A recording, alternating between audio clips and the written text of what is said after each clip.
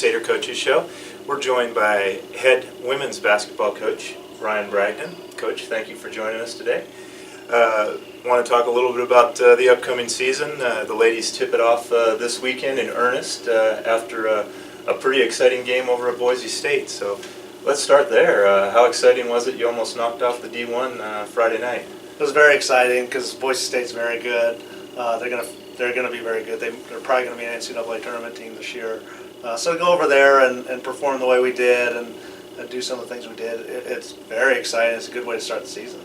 What was it that clicked Friday night for you that worked so well against them? It was just our mentality, the way we came out and played. We had no fear. We just had a lot of confidence right from the tip. Things didn't go our way early. The shots weren't falling. Was the biggest thing. We had to deal with their athleticism and their height, but none of that affected our mentality. We kept fighting, we kept going, and worked through those lows of the game and turned them into positives, and things turned around for us. Seems like a game like that, a great opportunity to gain some momentum, but not be overconfident since you didn't come out with the win. That's got to be nice going into the weekend. It is. It's a good way to do it. Just come up just short and deal with that disappointment, and to look at it from that standpoint that, yeah, we did some great things on Friday night, but there was a lot of things that if we would have had some different adjustments, we would have done some things a little better, we would have won, and we didn't. So we do have more things to work on. We do have a lot of things to get better at. Talk about this year's team. Obviously, one big piece that's missing is Megan Hingston, who's been a standout for the last 4 years. How do you fill that role, or do you worry about having that one go-to player this season? No, and that's the beauty of this year's team is we don't have that one or two people like Megan and Chelsea. We don't have to rely on them to get our scoring. It's really a team effort, and the way we've been looking all fall and like Friday night, like we have multiple people that can score and fill that role, so it's not going to be the one or two people that we're relying on to get 15 to 20 points. It's really going to come from really one of any 12 that are on our roster. I just think we're really deep. We have a lot of options, lineup options to go to, and we're clicking and we're playing really well together right now. And that's going to be the strength of our team, is playing as a team. I know one thing that you like to focus on is outscoring an opponent. Obviously, that's the key to any game. Yep. But in past seasons, it's been about defense and holding the opponents down. How many points is this team going to put up, and is this going to be a high-scoring team? Well, we're always going to push the envelope with the scoring. We just like the up-tempo game, high-efficiency scoring, where if we get a shot, we're going to take it. And that's kind of the philosophy we've been going off of. And it's working for the most part. And the tough part is with the defensive statistics is there are more possessions in the game just because of the style we play. So the other team's going to score, but we do need to shore that up a little bit. And we've been working a lot in the offseason on that. And we have some things this year. I think we have a different style of team, so we can do some more things defensively. And it didn't totally show against Boise State, but our defense is a lot better than it was last year, I think. Yeah, that's a D1 school, so I don't know how much you can expect the defense to show up in a game against a D1 school, but is a tournament team that you think. Yeah. Talk about the newcomers. Who's going to be impact players for this team? I know you've got about 5 or 6 that are returning, and you bring in 5 or 6, so it seems like it's a nice mix. It's a great mix, and what the newcomers have done is they've kind of elevated the play. They play a different style than I think we've been used to here. Just kind of more free form basketball and just a different mentality, and it's spread throughout the team, and then that mixed in with the leadership of the returners has been a great mix this fall, and I think that's why we've been gelling so well on the court, is because it's just a good balance of both, and both sides kind of bringing something to the table, and both sides also at the same time accepting each other. So it's been a fun mix, and it's proved to be very exciting. That's why I think we have a lot more depth and people that can do a lot of different things on the floor, and it's gelling right now. Up-tempo, is it a lot of threes, work the ball inside? Anybody in particular we're going to look to be a big point getter? Or I want everybody to be shot makers. That's what we talk. I don't want shots. I don't want you to take a shot and do that. I want them to make a shot. So that's what we emphasize in practice, and it showed up on Friday night against Boise State. Like, we shot 30% in the first half, and it wasn't characteristic of what we're capable of, and it was just that happens. That's a game of basketball. But the game of basketball is also it comes around and it evens out, and we shot 62% on the road in a big arena that against a very good team, and so that's what we're capable of. And it's just moving the ball around, hitting the open person, and that's what this team in a short period of time, in less than 2 months, has been able to accomplish, is that building that trust with each other and making that extra pass to the open person to get a good look. So we're not picky about where that shot comes from. It's just going to go up, and we want it to go in. second year as the head coach, and you've brought in a lot of players that fit, hopefully, your style. Is this a team that, now in your second year in the conference as well, do you just go out and play your game, let other people try and deal with you? Do you game plan for other teams, or do you have a strategy going into the season on what you plan on doing? I think it's going to be a good balance of both. We are, like I said, we have more options, I think, this year about the style of play for any particular opponents, and that's what we've stressed to the team because of our depth.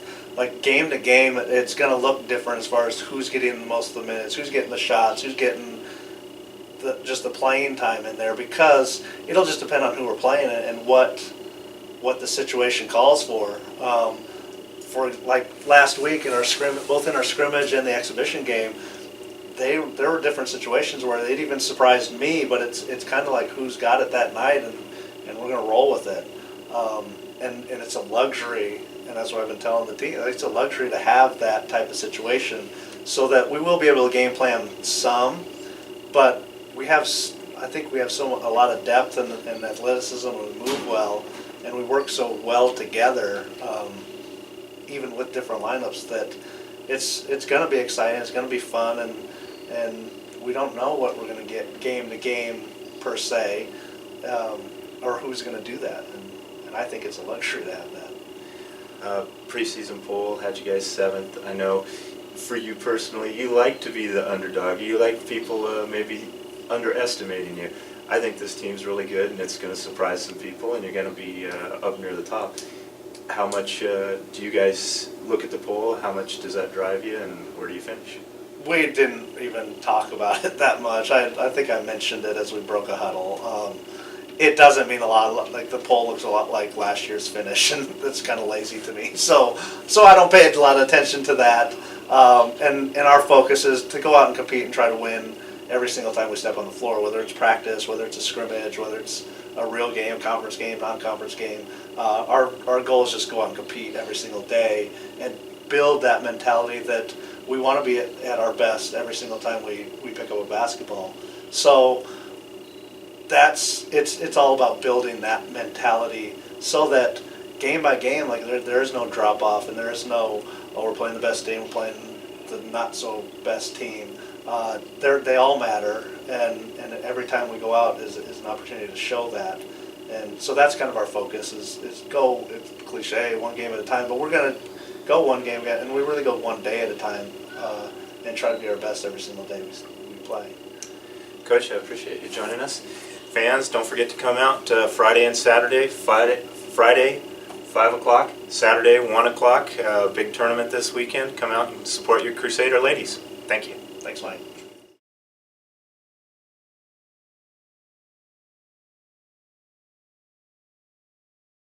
The Crusader men's basketball team had the lone home game of the week, an exhibition homecoming contest in front of a near-capacity crowd.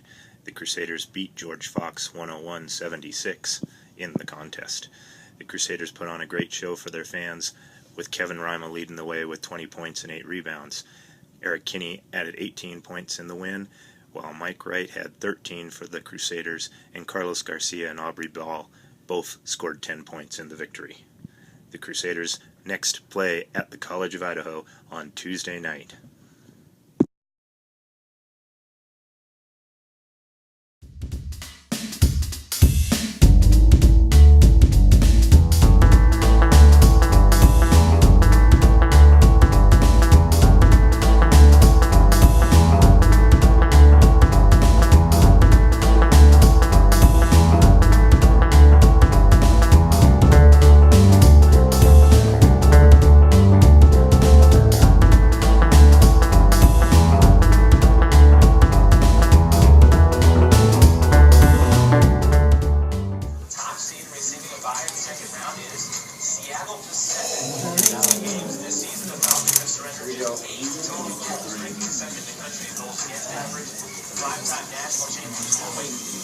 5 matchup, which begins with Northwest National.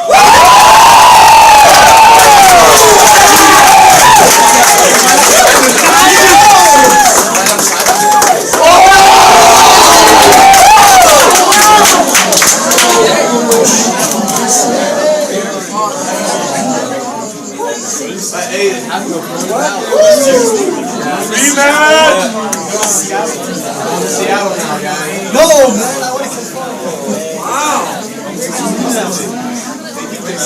LA versus San Diego got him. I bet it's San Diego. Taking it up. One is out. Thank you to everybody for coming out here.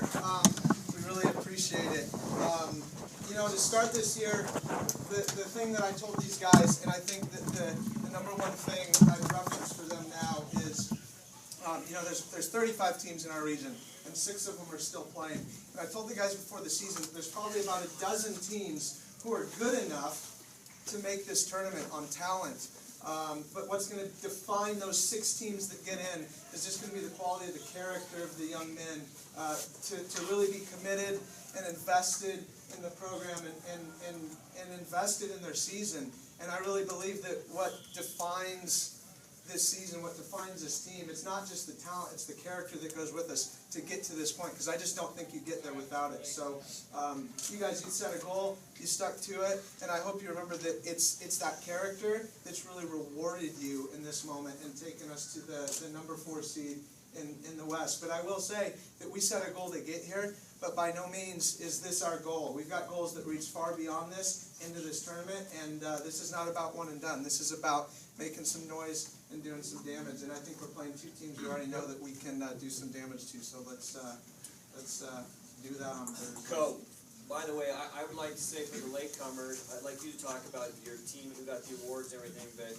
case you didn't hear, they weren't joking, that Co is his name, but he also is Co, Coach of the Year. We're going to drop the Co and call him Coach of the Year. So let's have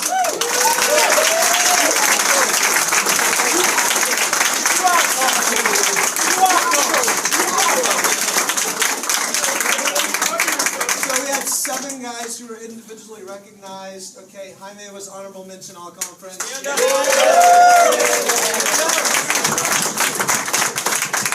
Eric and Juan were named 2nd team all conference.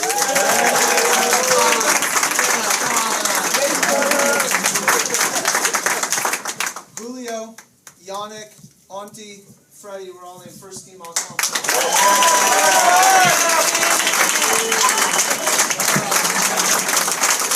Yannick stays standing for Conference Freshman of the Year. Conference Newcomer of the Year. Defensive Player of the Year in the conference.